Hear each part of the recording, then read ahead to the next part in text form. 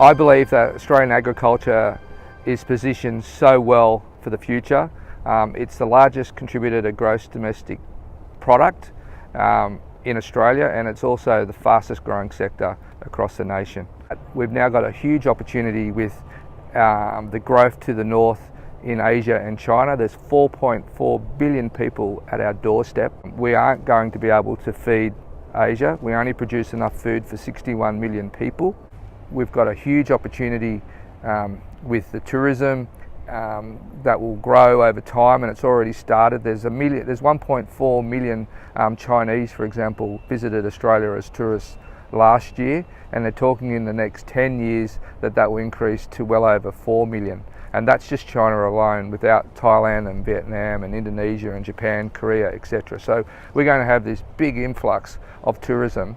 And when you come on holidays, what do? You eat, and you want quality food, and you like to have a drink, and you want quality wine.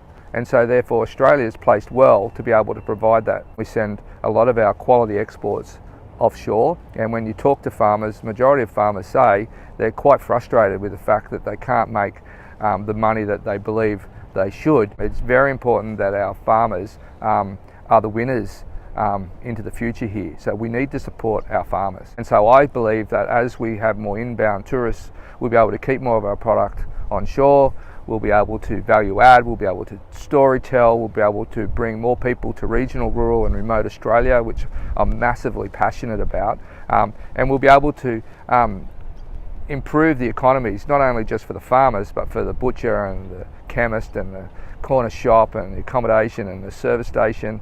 We'll be able to bring more jobs back to the regional and rural economies. We need to turn that into a real advantage, and at the moment I believe that's our biggest opportunity. I also believe that, to me, one of the biggest opportunities that we have is to bring into our tribe the people of metropolitan Australia. I picture into the future every sunny side of every tall building in the city CBD will have a farm attached. We'll be growing a vertical farm, and that's happening now in places like Shanghai, in Milan. It's happening in San Francisco. There's multiple places across the globe where that's already actually happening. So it's not like, will it happen? It is happening. We just need to bring that to Australia. I see Australian agriculture at the forefront of a food revolution globally, and I see that Australian agriculture and farmers will lead that revolution.